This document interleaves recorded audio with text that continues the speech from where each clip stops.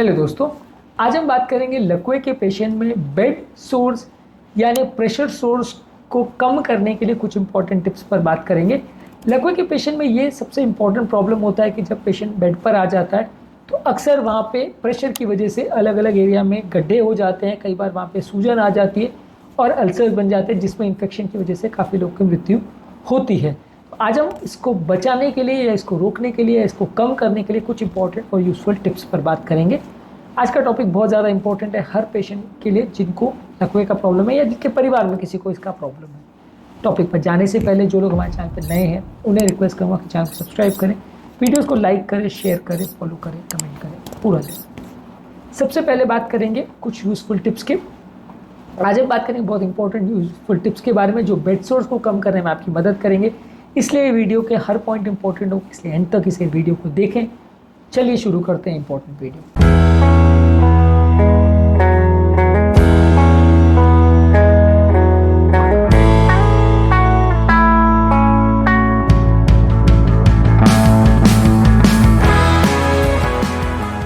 सबसे पहला और सबसे इंपॉर्टेंट चीज़ है इसमें कि रेगुलर पेशेंट की करवट बदलते रहिए।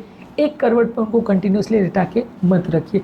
कई बार क्या होता है कि पेशेंट जब लकवा का होता है हम उसको करवट नहीं बदलाते, एक ही करवट पर रहते हैं तो एक ही पर्टिकुलर जगह में सारा ब्लड इकट्ठा हो जाता है जिसकी वजह से वो पर्टिकुलर पॉइंट पे बहुत ज़्यादा प्रेशर पड़ता है जिसकी वजह से पेशेंट की कंडीशन बिगड़ती है और पेशेंट की ओवरऑल जो बेड सोर्स होने का चांस है वो कंपैरेटिवली ज़्यादा बढ़ जाता है। इसलिए आप कोशिश करिए कि पेशेंट को एटलीस्ट हर 2 घंटे में उसको करवट बदलते रहिए ताकि एक बार इस जगह पे प्रेशर पड़े फिर वहाँ से पानी निकल जाए तो दूसरी जगह पर पड़े। इसके अलावा आप पिलोज़, कुशन या स्पेशलाइज्ड डिवाइसेस जो आते हैं बेड सोर्स के हिसाब से वो यूज़ कर सकते हैं जिससे एक पर्टिकुलर जगह पे प्रेशर ना पड़े। आप उसको स्पेसिफिक पिलो पर रख सकते हैं, इससे प्रेशर कंपेरेटिवली कम पड़ेगा। इसके अलावा कुछ प्रेशर रिलीव करने वाले मैट्रेस और कुशन्स आते हैं, एयर बेड्स आते हैं या वाटर बेड्स आते हैं जो कि आपका पर्टिकुलर जगह में जो प्रेशर पॉइंट्स हैं उनको चेंज करते रहते हैं। अलग अलग जगह पे प्रेशर डिस्ट्रीब्यूट होता है जिससे आपको प्रेशर सोर्स होने का चांस कम रहेगा। इसके अलावा स्किन की हाइजीन का ध्यान रखिए, बहुत माइल्ड सोप्स या मॉइस्चराइजर्स का प्रयोग करिए जिससे स्किन में इरिटेशन या जलन ना हो, जिससे सोल्स या अल्सर्स बनने का चांस कम हो। इसके अलावा स्किन को बार बार चेक करते रहिए, ये भी बहुत इंपॉर्टेंट है। अक्सर ये बेड सोर्स अर्ली स्टेज में डिटेक्ट हो जाए तो इनको ठीक किया जा सकता है। कई बार पता चलता है 2, 4, 5 दिन बाद जब बेड सोर बहुत बढ़ चुका होता है और फिर उसको गड्ढे को ठीक करना या उसका इलाज करना, मैनेज करना बड़ा मुश्किल होता है।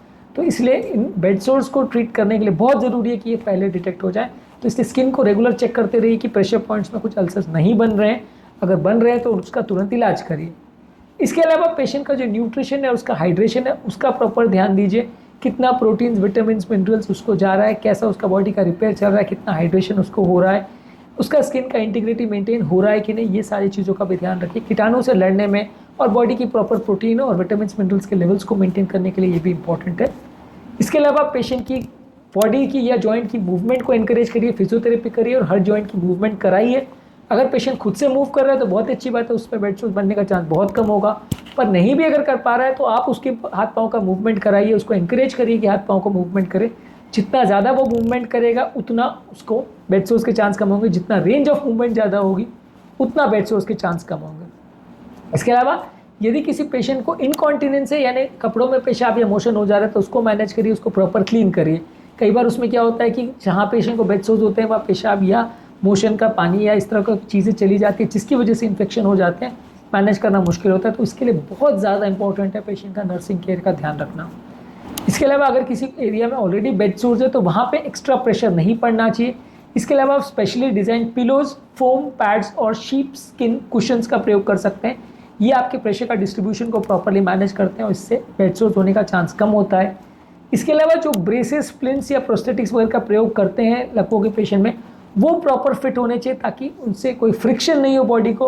और ये प्रेशर पॉइंट्स पे कई बार जो फ्रिक्शन होता है उससे भी अल्सर या छेद हो जाते हैं।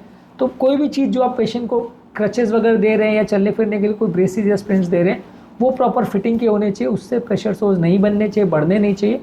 और बेड सोर्स के बारे में प्रॉपर अवेयरनेस होना ज़रूरी है। पेशेंट और उसके रिलेटिव्स और सारे लोग को बेड सोर्स के बारे में पूरी जानकारी होना ज़रूरी है। यदि पेशेंट को उसके रिलेटिव को प्रॉपर इसके बारे में जानकारी नहीं है तो वो पेशेंट का ध्यान नहीं रख पाएंगे और अक्सर पेशेंट बेड सोर्स बन जाएंगे उसको और तब उसके बाद जब पता चलेगा तो मैनेज करना बड़ा मुश्किल होगा। इसलिए पेशेंट और उसके रिलेटिव्स को या उसके केयर गिवर्स को इसके बारे में पूरी जानकारी होना और एजुकेशन है तो वो पेशेंट के लिए काफ़ी फ़ायदेमंद है और उसको लॉन्ग टर्म प्रॉब्लम्स होने का चांस उससे काफ़ी कम हो जाता है। तो education of relatives is compulsory. आज के टॉपिक में हमने कुछ यूज़फुल टिप्स के बारे में बात करी जो पेट सोर्स के चांसेस को कम करने में आपकी मदद करेंगे।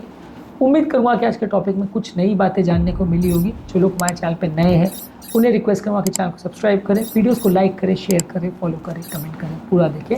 स्ट्रोक के पेशेंट्स के लिए हमारे चैनल पर बहुत सारी वीडियोज़ अवेलेबल है, इन्हें जरूर चेकआउट करें।